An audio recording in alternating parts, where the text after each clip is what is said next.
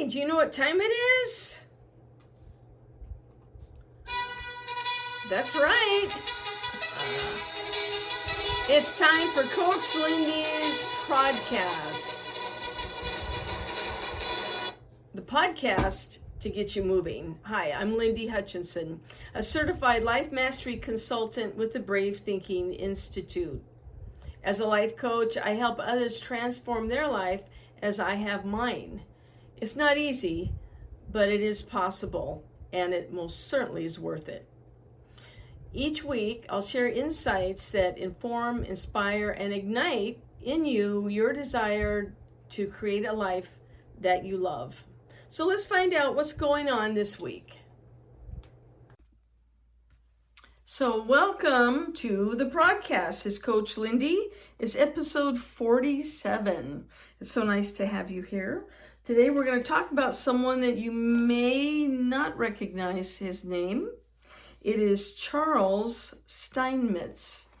For those of you who've read a lot about the Industrial Revolution, you probably are familiar with him. His friends were Albert Einstein, Nikola Tesla, Thomas Edison, Henry Ford. So he ran with a very, very elite group. He only stood 4 feet tall, and his body was contorted by a hump on his back. He had a disfiguring deformity that was inherited. His spine was deformed. He elected not to have children because this was something that he would pass on. And it doesn't change the amazing contribution that he made as a scientist and a brilliant researcher. He understood electricity as well as other things, and he made a huge contribution to the world that we enjoy today. It was saying that he ended up living in Schenectady, New York. That became his home. He was known for riding his bike, and he had a cigar pursed on his lips. His gnome-like figure was a little frightening to children who generally ran away, but that didn't change that he was actually a very nice man. He was born in 1865 in what was then Germany, today is Poland. He was a brilliant student of mathematics, and he was forced to flee from the country because they wanted him to become involved in politics, the Socialist Party, and he did not want to do that. So he came to Ellis Island in 1888. He was turned away initially because he was a dwarf. An American friend, though, jumped in and intervened and explained that he was a brilliant scientist and that his contribution to the United States would be most certainly worth his being allowed to be a part of it. And they allowed him in, and what his friend said was absolutely correct. He began to work for a company in Yonkers, New York, when he arrived. He continued his studies in mathematical equations. He had breakthroughs in alternating and direct current electrical systems. And once General Electric and Thomas Edison found out what he was doing with electric motors, they acquired all of his patents and hired him. So the story about his private life and his more personal things are quite interesting. So when you have an opportunity, you might want to look him up. Charles Steinmetz. He was known as the Little Giant. And there was many. He was also called the Wizard of Schenectady. And a lot of that has to do with the fact that he was so brilliant with electricity. And there's a very famous story about how Henry Ford, one of his huge generators, quit working.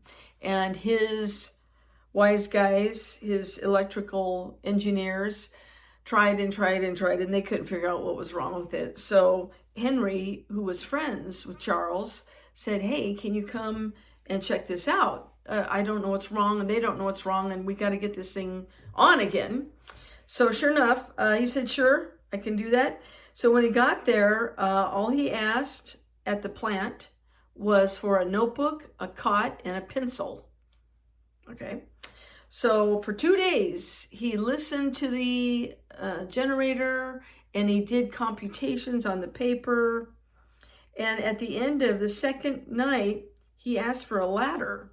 And he climbed up the ladder and he kind of felt around, and then he made an X with a chalk on the outside of the generator. And he told his Ford skeptical engineers to remove the plate where the mark was and to replace 16 windlings, whatever that is, from the field coil. They did it, and the generator worked like a champ. Yay! Well, Henry Ford, of course, was thrilled, and he was very happy until he got the invoice from him, and it was $10,000, which I believe in today's money would be around $300,000, which that really wasn't a big deal because Henry Ford at the time was a multi-millionaire, and this was for his plant that was producing his product, which was cars. So, but he was puzzled by why it would cost so much.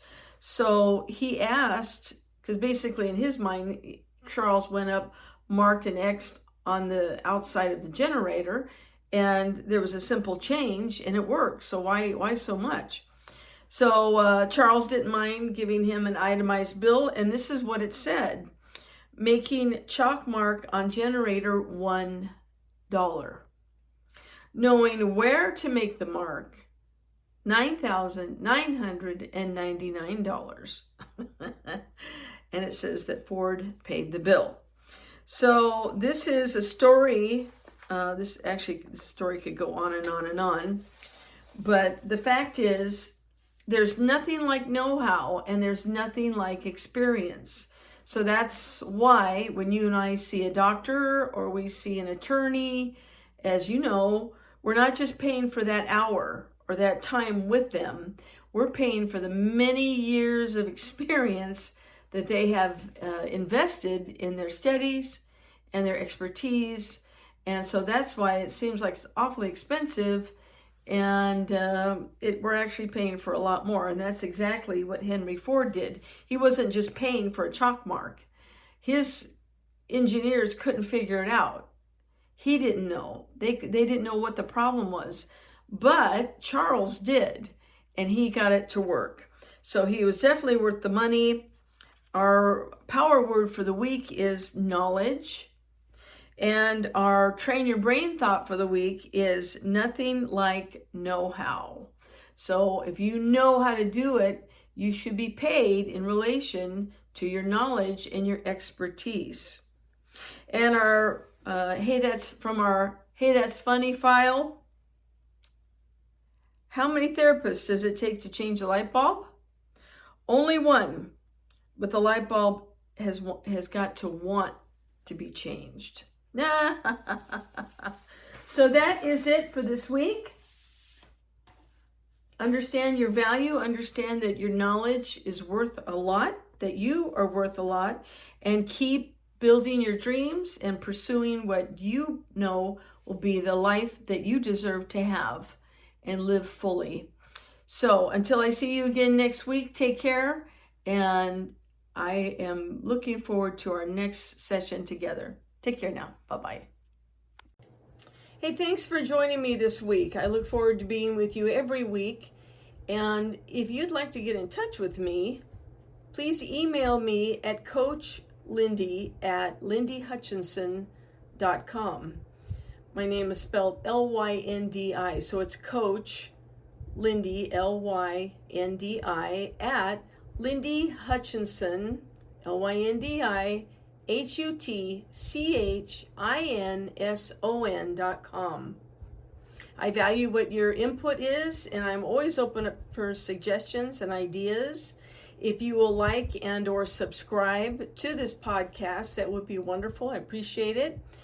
And I enjoy anything that you might want to send in, or if you would like some more information about coaching, send me an email and I will get back with you, and we'll talk about how you can create your best life. Have a good week. We'll see you next time. Thanks. Bye-bye.